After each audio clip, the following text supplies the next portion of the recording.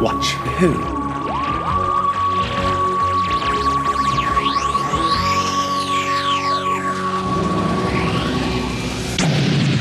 Hello, and welcome to Two Watch Who, a Doctor Who podcast. I'm Mark. I'm Sarah. I'm a Doctor Who fan. And I'm new to watching Who. Watching for the very first time. Very first time. And you join us, listener. Here we are in Dame Kelly Holmes Close. We are here live for the opening ceremony of the 2012 Olympics. I can see the runner coming up towards me at the moment, and Sarah is here ready to take the torch and do the final run. Yeah! Woo! Sorry, Doctor. Wash him aside. How are you feeling? What? Running with the torch? Yeah, they're coming up now. You ready? Yeah, I'm always ready, Mark. Great. You're going to run all the way to... Where was the opening ceremony? In London. Yeah, what stadium? I can't remember, actually. I was going to say Wembley just then, but it's not Wembley, is it? No, I can't remember. No, it's the thing that they built in East London, wasn't it? Yeah. I can't remember what it's called, though. Anyway, you're running there in a second. So we'll get this podcast done first, and then you can head off. Give me a bit of a minute, you know. So it's Fear Her this week. And, well, we only recorded Love and Monsters the other day in recording times, so not many updates this week. I mean, this is the thing. We literally recorded a few days ago. We're sort of catching up a little now, so... This one, another divisive one, I would say. Actually, no. Love and Monsters last week was divisive. This one is just universally not particularly liked, I'm going to say. I feel like it's another... This is a real filler, I feel. Do you feel? Don't say you like this one. I didn't mind it, actually. I watched it by myself today. It was an easy watch. Do you know what? There was a lot I liked about it. It felt a bit like another story we've had this season, but in modern times. Oh my God, are you going to say like the Idiot's Lantern but in modern times? I was literally thinking that when I was watching it earlier. It felt like the Idiot's Lantern, but told modern. But of the today scene rather than of the... Yeah, because at the time, everyone's loving David Tennant as a Doctor. I mean, it's still his first season, so it's still all quite new. And we'd had, like, Satan Pit Impossible Planet, everyone loved that. That was like a fan favourite. Love and Monsters, like I say, not a favourite. And then this one always is in, like, the bottom of people's lists and stuff. And I was just thinking about that earlier. There's two potentially, not great episodes in a row in a series. But back then, in like 2006, this is how things have changed, I think. You would watch an episode like Love and Monsters or Fear Her, well, I certainly did, and I'd be like, oh, okay, it's all right. It's not that exciting. It's not my favourite. But we'll see what happens next week. Because, Doctor Who is different every week, different genres, different, stuff happens. It's not the same every week. So, okay, never mind. We'll start again next week. Nowadays, if you had two stories like that in a row in a series, and some people may argue that lately we have, that's your opinion, nowadays you would get, that's the second story I don't like, I'm never watching again. Yeah. Russell T Davies needs to go. I don't remember anything. I mean, you didn't have the social media as much around then, but that is the equivalent. That's what you would have nowadays if you had two stories like that. You just didn't have that last time. Yeah, people that didn't like it as much. But I just don't think you had that extreme reaction like you would today if you had two, stories on the trot like that.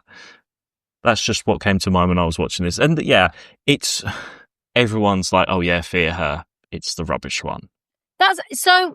Look, it's not going to be in my top stories. It's not like my least favourite of the season. It's so funny how you said it was like Idiot's Lantern, because it's the street, isn't it? It's everyone on the street, and there's like some family drama thing going on. And just the street and how they're trying to make it look crowded with the Olympics. They were trying to make it look crowded with the VE Day. And just, I think the thing that stood out for me, I don't know why I complain about these, it's the same thing I complained about the Idiot's Lantern. The sort of orangeness of the colour grading in it. I don't know if it's because it was all those bricks in the street or something. could have And a been. lot of it's outside. Where was it filmed? I was trying to work out where that was in Cardiff. Yeah, so it's somewhere called Page Street. It's like a new build, obviously a new build street. If you're going down like Newport Road and there's like the range and all of that. Oh yeah. I know. It's sort of like some houses sort of to the side of that. Yeah. I know where that is. Yeah. And I know where that is. Yeah. Well, I think the thing for me is it just didn't have any atmosphere. I don't know if that's because it's all filmed in like the daytime. Do you know what? It's no like scary moments at night, and they try and make it scary with her shadow, with like Chloe's shadow at the window. But because it's like in bright sunshine the whole time, I think it does lose something. Maybe that's what it is. Also, I don't know whether I mean, this is so. Right now on Prime is the number one thing in the UK is the disappearance of Shannon Matthews. Do you remember that? Yeah. So I've just been watching that today. So I just watched episode 1, then was like, shit, I need to watch Doctor Who. Obviously, I didn't know what I was watching. So then I started watching this. All right. So, and obviously it starts with like just that child going missing, right? So maybe because I've just been watching this documentary about a child going missing of real life in the middle of the day, and then there's a part of me that kind of liked that it was like the mystery of what happens in the middle of the day. Like he's there and then he's gone. There is no suspense of like the night. It's the suspense of the day. And it's this whole street of like, it's just happening in front of their eyes and no one can explain it. Yeah.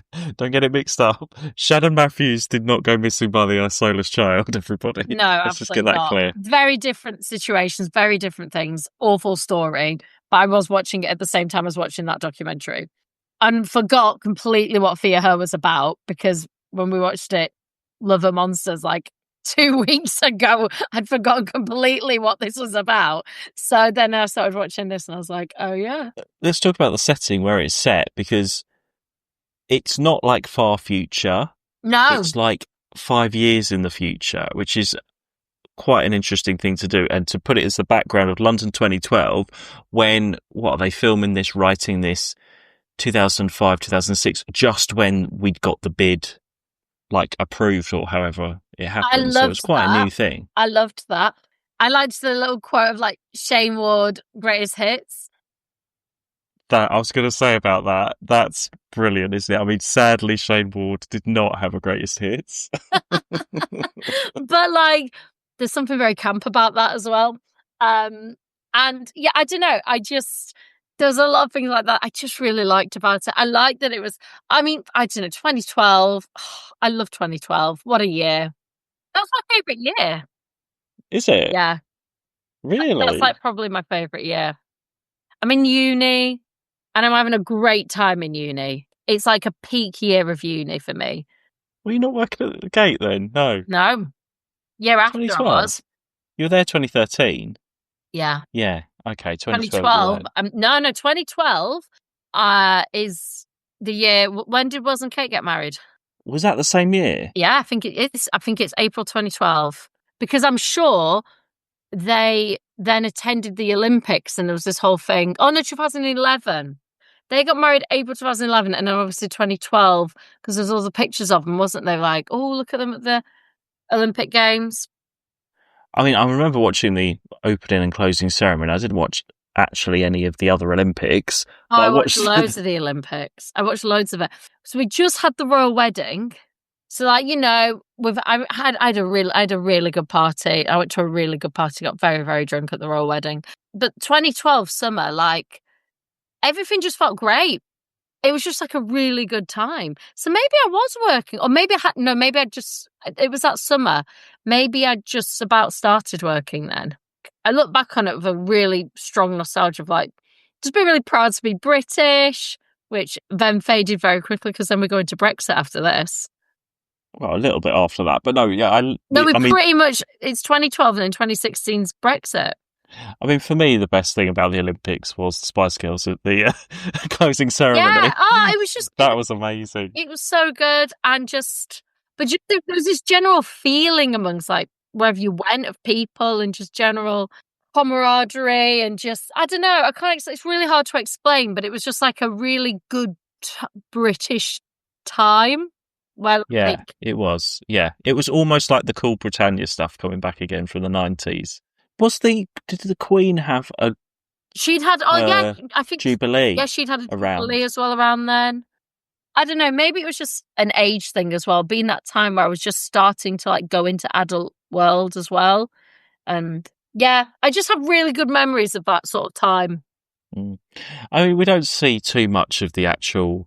I mean, they do quite well because I think they sort of have a shot of the of what the Olympic ceremony will be, and there's some crowds, and you've got the Olympic banner and stuff, and people have like flags outside their homes and things. So don't go too over the top with the Olympics, but it's an interesting idea, and it would have been in people's minds that would be coming up. So it's quite nice to be able to have that as a backdrop, and it fits in with the story as well. They've tied it in really well with the actual, what's going on and the purpose. It's not just there for the sake of it. It actually does have a part in the story as well, Yeah, which I yeah. quite like. Yeah, it does. And I just felt really happy watching it. I like the TARDIS moving when they land, when he moves and he's got to reshuffle it out. That's a nice little scene. We've never had something like that before. And then we go into this street, and like you say, there's the kids going missing, and there's the old lady who's like warning everybody. She's like the Miss Hawthorne of this street, isn't she? Trying to tell everybody. And the Doctor and Rose are quickly investigating. I suppose the only thing is, it looks absolutely freezing cold when they're all standing around in the street, because it was filmed in January and it's supposed to be the summer. The night scene when he's talking to her, you can literally see their breath. So everyone looks freezing cold. And then, yeah, we sort of get into it, don't we? Where, I mean, we've seen Chloe draw that kid in the Union Jack top, and the animation is moving. That's something that we haven't really had before in Doctor Who, that kind of effect. I thought that was quite good.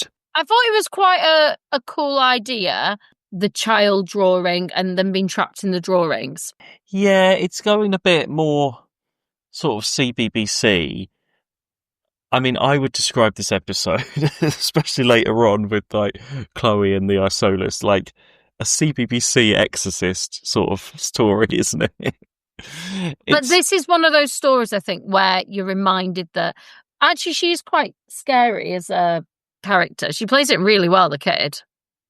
Oh, really? She gets like ripped by fans for being a really bad. Really? I thought she played it really well. All the whispering and stuff. And then when she comes back round and she's just a normal kid again, I thought she was really good. Yeah, I feel like there just needs to be something more going on. It's like you say, it's an easy watch, but it's very just okay. I mean, we know it's Chloe already. The audience doesn't have that much of a mystery. Okay, we don't know why, but we already know what's happening quite early on. And the Doctor and Rose, it's interesting to contrast this with them going into the house in the Idiot's Lantern with the father and that. And we said they were being quite rude and a bit sort of barging in and everything. But here, well, interestingly, they didn't annoy me as much, this story. Normally, they pissed me off royally. And this story, they really didn't. I mean, the Doctor annoyed me a little bit with the fingers on lips moment and everything, where he's like, that was a bit, ugh. But no, they seem a bit more empathetic about what's going on and a bit more, just sort of caring. Just in that Idiot's Lantern one, where we were saying there was just really odd choices made. But here, it did feel more like we're here to help. They genuinely want to help. It's not about them. Yeah, it didn't feel about them. They didn't feel annoying as characters, which they have been a lot of this. And Rose I didn't feel she overstepped. Even when she was like putting things together, it never felt like she was overstepping, which sometimes she can feel like she does a bit. It didn't feel like they were sort of relishing in it. That's what they felt like previously. I think that's what the difference is. And they genuinely care, and when they go to see the mum and everything, they're really trying to help. The standout moment for me, though, about halfway through, and vividly remember, actually, this is like a wow moment. When I first saw that lead thing where Rose opens the garage door and that thing comes out, just the way the effect is done. I think the effects are really good in this, actually, full stop. I think, you know, when it's on her face, the drawing, that's really clever. It actually feels really scary. Yeah, I wasn't expecting something like that. I think when I first watched it, I was like, okay, standard, you know. And then when she opens that and that thing comes out, it was genuinely like a cool moment. I really like that. And it's fun that it's like the lead and when he like erases it and stuff. That was the only bit actually with the Doctor and Rose. When they're in the TARDIS, she got a bit funny about, because he said he was a dad once, and she was a bit like, I don't know. But again, once like that would have been like a whole thing. That would have been like a whole 10-minute thing. I like that it's sort of, she goes, what? And then it sort of moves on. It's like a fleeting, like, what? And which I kind of get. She thinks she knows his character and he goes, well, I was a dad once. And she goes like, what? And then it's like kind of moved on. And I kind of like, it was enough of a moment for me for him to mention it. And it did fit. If you're new to this, you're learning more about him as a character. Because we know that, who've been watching it since the bloody 60s. Hello, Susan. New people might not know that. So it's enough of a moment to like give you that and to fit with like why he might have some sympathy for children and why he might have more of those like paternal instincts. But you get that slight little bit of sort of jealousy from Rose. I didn't think it was. I didn't think it was jealous. I thought it was more of a, why have you never mentioned what are you talking about? You've never mentioned this before. I thought it was more that, and then it's just moved on quickly. Whereas previously, that sort of stuff, if it was a jealousy thing like previous Rose stuff, that would have been a whole 10-minute sequence, and then we have to talk about why Rose feels that way. Yeah, but they sort of have to get on with it in this. Sort of the other characters that we meet, I mean, there's the council guy, Chloe's mum. They're all right. They're not outstanding. There's nobody is like, oh, wow, they were great in that episode. They're just there, I think. A bit like last week, actually. They're not comedy, but they were... They're like, well, he's like relief, isn't he? That's it. Light relief. And the actress plays Chloe's mum is great. Yeah, she's in it again, isn't she, somewhere, I swear. She's in everything. Oh. She's in a lot, yeah. I don't know if she's been in New Tricks, but she's in a lot of things. It's good that she sort of listens to them. I mean, she knows something's going on. She knows it's Chloe right from the off. You can see her, she knows exactly what's going on the whole time. This obviously been going on a little while. So she believes the Doctor and Rose, lets them in, which is great. Fine, we don't have to cut to a lot of arguing and a lot of I don't believe you. We don't have too much of that, which sometimes we always have. Because the Doctor disappears... He gets got. She draws a lovely bit of fan art of the Doctor and the TARDIS. Yeah. She could send that into Doctor Who magazine, get that printed. So he's out of it. And then we get the opposite of what we usually have. Rose is like, right, bring him back. This is serious now because something's happened to the Doctor. She's quite harsh on Chloe Webber, actually, because when she's talking to the Doctor in the TARDIS, she's like, oh, well, that's kids. They're always like that. They're always, I love, actually, so they take all the pencils and pens from off Chloe, so they go around the house and the mum's collecting them all. I mean, she must have tons of pens and pencils all over the place. I love the hiding place of the pencils in the doll's head. I thought that was very clever. Kids take note.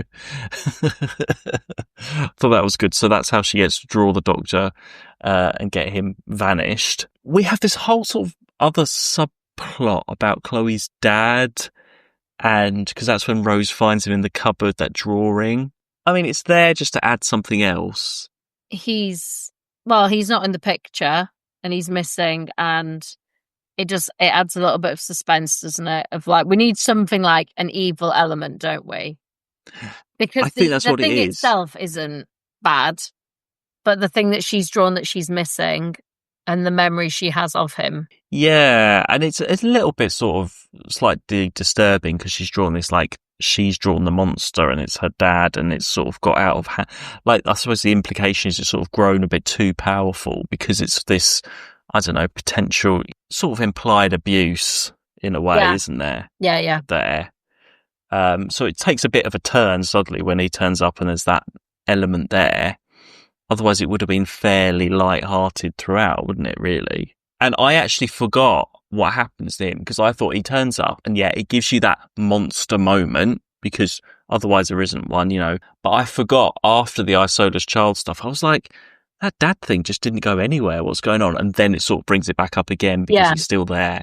So the reason the Olympics are there is because, so this I Solace thing, it's a crashed spaceship, which is like a bean thing. A bit implausible. So it accidentally got buried in the tar when the council guy's been there a week doing the resurfacing or whatever. Okay, fine. It needs like people. It needs sort of like love and heat. It's and all with of these 4. things. Well, it's one of 4 billion, so it's normally with its family. Yeah. And then you need the Olympics there to get the sort of the love and adoration of everyone, and it feeds off of that and can go back into space. But also a lot of people. And a lot of people. So Chloe draws like the stadium and everyone goes. We do have to say, okay, so I watched the DVD version with Hugh Edwards being the commentator. Ah, this is the one. I thought he was actually in it. It's not. You just hear his voice in the background the whole time. I thought he actually had a clip of him, as the news. So that's not. It's just his voice throughout. It's just voiceover. Yeah. So what voiceover did you have on the iPod? Just a woman. So they've just re-recorded all the voiceover It's interesting stuff. because actually I do remember it's the bit where they're talking. So the only bit I remember is when they're talking to the stadium and they were saying like, oh, this is unbelievable. The stadium, they're gone, and they're going, Bob, are you there, Bob? And I remember thinking, this sounds terrible. That was actually going to be one of my points. I was going to say, like, it just sounded a bit naff. I mean, he does say that in the original, probably even worse. He says, are you there? I think it's word for word. So it probably is, but there was this real, I don't know, maybe it just didn't sound very sincere. Yeah, it doesn't in the original, though. I don't think anything's changed. Well, yeah, anyway. It's a bit of an odd thing to say. And then he's doing all the commentary when the doctor's running up with the torch, all of that. That was all going on still. Yeah, the whole thing. Whenever they switch the TV on, basically, as well. And it's quite funny, actually, because I was watching a bit of the commentary with the writer. And obviously, this is 2000 and whatever, 5, 6. When Chloe's mum is like, oh, look, the Olympics are on, and switches it on her laptop, they were talking about how to make it, a few years in the future, but not go too far and make it implausible. And he said the two things that they tried to do to make it more in the future, everyone has a flat screen TV and you can watch TV from your laptop, which wasn't a normal thing back then. So that's why she switches the laptop on in Chloe's bedroom and it comes on, and we watch that now. I was like, well, of course. Yeah, I didn't even think of that. Yeah, that wasn't a normal thing. Like I think I said, like iPlayer and it just come in. So that was their little thing for the future to say, and they got it spot on the first time ever. When they turned on that laptop, I didn't even think of it. Yeah, you just think that's, of course, that's every kid now. They're all on their phones now. I mean, you can have any phones there, like if they was made now. Yeah, so we've got the slightly different versions wherever you're watching or however you're watching. It's slightly edited, but it's not a big deal, really. There's the stadium stuff, and you can tell it's sort of a cheaper episode, can't you? Because I think they filmed the Millennium Stadium in Cardiff, that looks like, and then just put people in it, or filmed it empty. And then when the doctor's running up, you see it from just like the red stairs. You don't really see anybody around. And they've tried to get as many people clapping and cheering in that street as possible. But I bet you see like a line of them and then it goes off to the side. I bet if you move the camera like slightly, there'd be nobody else there. There's no one else there. They're all on one side. But I think as well, this is season 2. We don't have a budget. The budgets have definitely increased in Doctor Who because the effects are better. You can tell the effects are better between this season and last season. Yeah, but this was designed, these scripts are, this is going to be the cheap one. Yeah. A bit like the Idiot's Lantern or whatever. Exactly, but it doesn't stretch to the number of people that we're going to have around. So, yeah. It's all pretty much on location. I think those houses are actually inside. I don't think they're sets, or maybe the bedroom. Chloe's bedroom is a set, but I think it looks like a real living room downstairs in Chloe's house and stuff. I mean, actually, that's when they walk in with the stairs up, that's the same layout as the Idiot's Lantern house. I don't know if that's just a redressed set. They probably have redressed the set. They might have even just flipped it round. they could have done that, actually. They could have really linked those stories, which don't need to be linked, but in my mind, they just have been. They could have been like, this is the same house as what Tommy and his family lived in, and now it's like the future, and this Yeah, is but a it was a different new family. build, Mark. They're all new builds. It was a new street. Ah, new build, yeah, of course. Well, they could have gone back to the other one. That's just me. I've just linked that up now. But yeah, no, you're right. I reckon they used the same set. Oh, okay. This is what I was going to say. I knew it. So Chloe, as the Olympic Stadium isn't big enough, Chloe's like, right, I need to draw the world. Rips down her poster, starts drawing the world on her wall. And do you know what I thought of the moment she started doing that? I know what you're going to say. Those kids. Those kids drawing on the door. So we used to have these kids that came into like the cafe where we worked, and and it was this mum. I thought you were going to talk about the marker on the door, but I mean, there's the marker on the door, which is funny, but this mum used to come in all the time, like nearly every day, sort of towards after school, and she'd have two young kids, and they would just sort of run riot quite a lot, wouldn't they? And they'd always ask for pen and paper. They would proper two little Chloe Webbers. Always wanted to be drawn, and we always gave them, like, weren't they? They were just bored. Well, you were so annoyed with them because they drew on the pillars. That's what annoyed me. Well, it was the day that they drew on the pillars is when I got annoyed. Yeah, that's what I meant. Then you got annoyed with them, and because you'd be giving them like paper and I'm giving you stuff. This mother's literally doing nothing. I'm entertaining your children. Like it was fine. Like they were just bored kids. I wasn't annoyed at the kids. I was more annoyed at the mother, because generally kids are just kids, aren't they? Right? They were just bored. I got annoyed when they drew on the pillar, and that's when I snapped. Yeah, no, you got annoyed because then the mum just was completely ignoring them while they were drawing on the pillar and everything. I just remember you being so angry that these kids drew on the pillar. And the pillars were listed. They were listed things. We couldn't paint the... Do you remember, like, we had, like, two sets of pillars. We had some that we could paint and these ones that we couldn't. And they painted on the listed fancy pillars that we couldn't touch. Yeah, anyway, so don't let Chloe Webber near your cafe, everybody. She's going to draw on the walls. Although, you know, what was it? You weren't there, were you, for Marker Gate? Oh, okay. So this was another time at work. Okay, so lovely. I'm sure we've talked about this. I'm sure we have. But white fire doors near reception, probably nearly painted. Anyway, there was a festival on. Oh, let's just do the whole thing. It doesn't matter. No one's going to listen. No one's going to listen. So Sarah had been managing in the morning. No, you'd been managing in the morning. No. Because it was the church in the morning. You'd been managing the morning. Oh, okay. I've been managing in the morning. And then I'd come in. I wasn't supposed to be in, but Lindsay had called in sick. Do you remember? Because she wasn't sick. She'd done that wedding. Okay. Anyway, so I come in and yes. Anyway, so it's Easter Sunday. So we had a church in the morning and then straight into it. We're going straight into like a music festival, literally like an hour in between, of course. So I was there in the morning and I don't know why, for some like Easter church activity, they'd put a white sheet over this door at reception, which they put a cross. They made it into a cross. Yeah. No, it was like a white sheet. Yeah, right? But they'd drawn a cross on the white sheet. I thought everyone had to like write something about Easter or something on this white. Anyway, yeah, they did in red. Cross.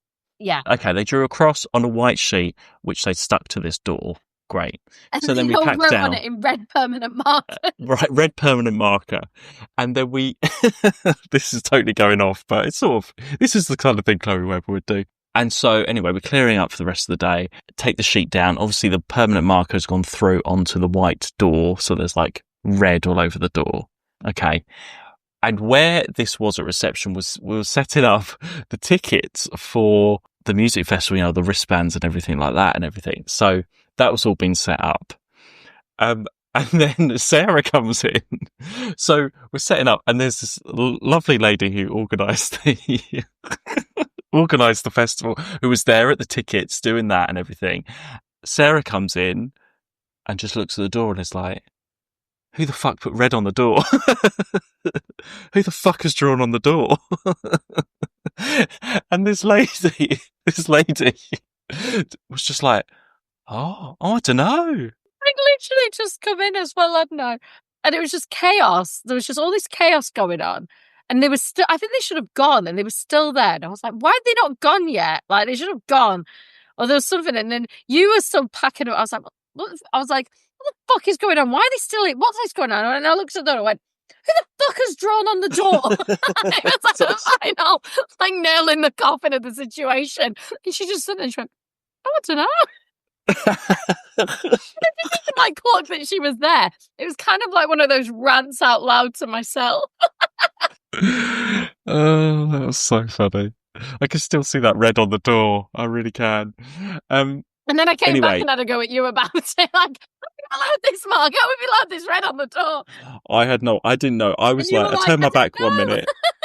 1 minute the door's there, the next minute it's got a red cross and permanent marker all over it. I had no idea. Well, I found out, obviously. I obviously found out what had gone on. When I saw Chloe Webber in that world. Paint that door? Not me, Pete. When's Pete going to paint that door? When are we going to have time to do that door?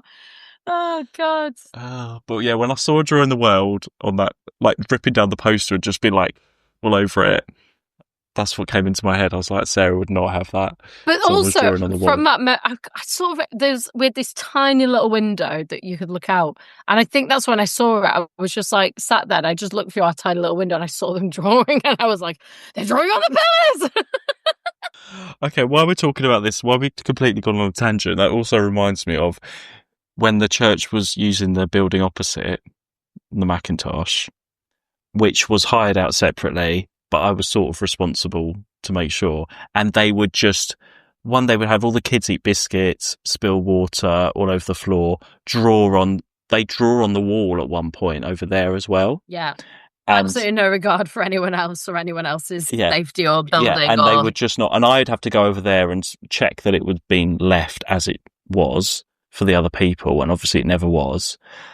So I would get our friend Desert Julie, who we mentioned. That's the Julie. Yeah, Desert Julie. Desert Julie. Imagine Desert Julie from Greatest Show in the Galaxy, everybody. She'd come over and be like, they've drawn on the wall, they've left biscuits and stuff. It says no food or drink. And I'd be like, oh, okay, I'm really sorry, I'll have a word with them. I had a word with the church and their answer was, yeah, but it's a centre. It's supposed to be used. I think it should be used like that. If they're drawing on the wall, it means, the kids are having fun. Like, that was the answer when I was like, you need to stop your kids drawing on the wall and making a mess. They were like, yeah, but it shows that the place is being, utilised and used. That's a good thing. I was like, no, because you're hiring it out and it's not yours and other people are using it. They're their own problem now. Yeah, anyway. Let's move on. Sorry, everybody. Thanks for bearing with us. If you have, you might not have. You might have skipped some of that. Anyway, Doctor Who. This is Drawing in Unusual Places podcast. Anyway, so the Olympics happened. Oh, I wrote down about edible ball bearings. There's sort of like a doctor talks about edible ball bearings, and Rose has a little cake for him at the end when he appears. Yeah, I enjoyed that. Yeah, that was a good line. I've not had one of those for ages. It makes me want to go out and buy some.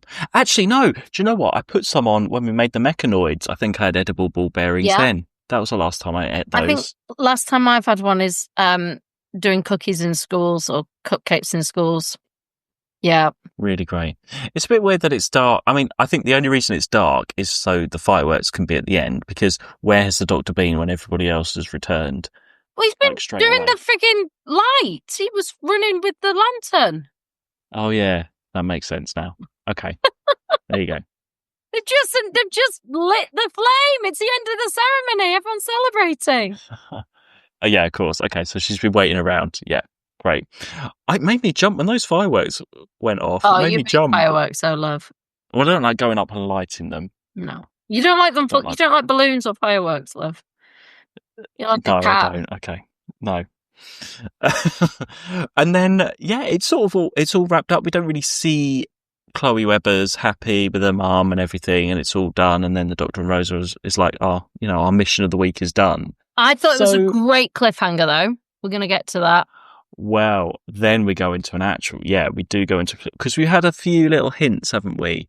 Yeah. Throughout, she's going to die in battle or whatever they say. Great That's come up a couple of cliffhanger. times. I think it was mentioned in Love and Monsters. I think Peter Kay mentioned that last week as well.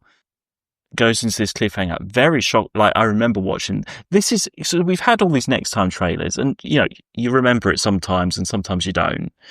And yeah, okay, you sort of already know what's going to come up. But I remember watching this one at the time, being like, what is this about? What's happening? It's the most exciting next time trailer we've had. But I think just the cliffhanger generally, because she's like, oh, nothing will stop us. We'll always be together. And he's a bit like, yeah. And then he's like, what's that in the sky? Something's changed. Like, he doesn't really answer it. Even that alone is a bit of before you even get the next, that's a bit of a moment. And then, yeah, the actual next time's brilliant. Yeah. I mean, it gives quite a lot away, actually, I think. But I mean, I saw enough. You obviously see the Torchwood stuff.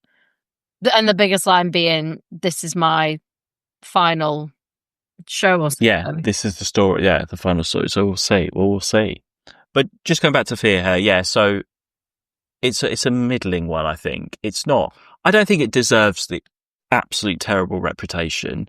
I think, again, it's just there's so many good ones in the series that it just doesn't compare. I think that's it. I just think it's just there's some really top stories in this season so far.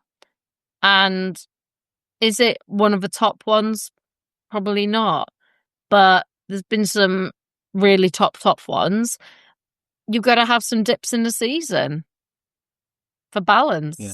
I did actually enjoy it as a story. I thought I enjoyed the concept, and I thought it did.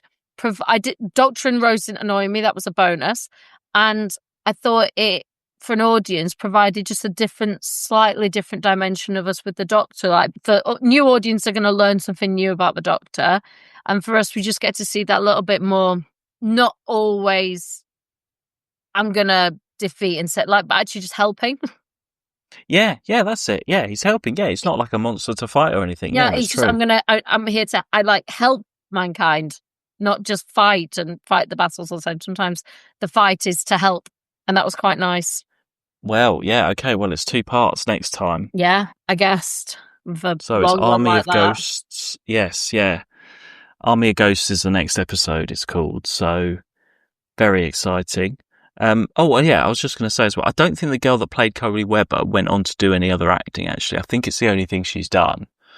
But she's missed a trick for not doing conventions. Imagine you queue up, she draws your picture and signs it. You presume you can draw. Well, it doesn't matter. It's a Chloe Webber drawing of yourself. She could charge so much. Who cares about a £50 photograph that's going to be terrible? You want Chloe Webber to draw you.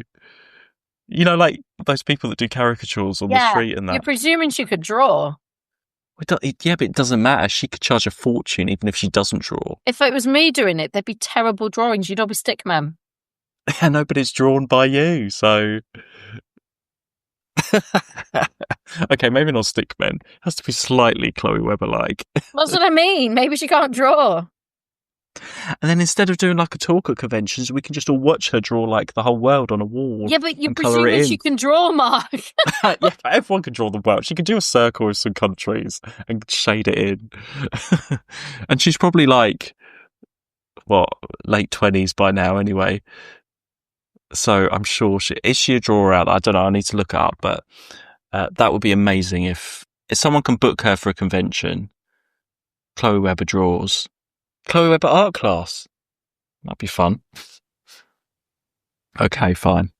So we will see you all next week. It's almost your time to grab that torch and head up those stairs. Oh yeah, I forgot I was doing that. Quick before Chloe Webber draws you, get up those stairs and start up the Olympics. Yay! Okay, we'll see you all next week, everyone. Yay! You can follow us at 2 Watch Show on the socials. Yay! Come on, Sarah. She's off. There she goes. See you later, everyone. Bye. 2 Watch Who.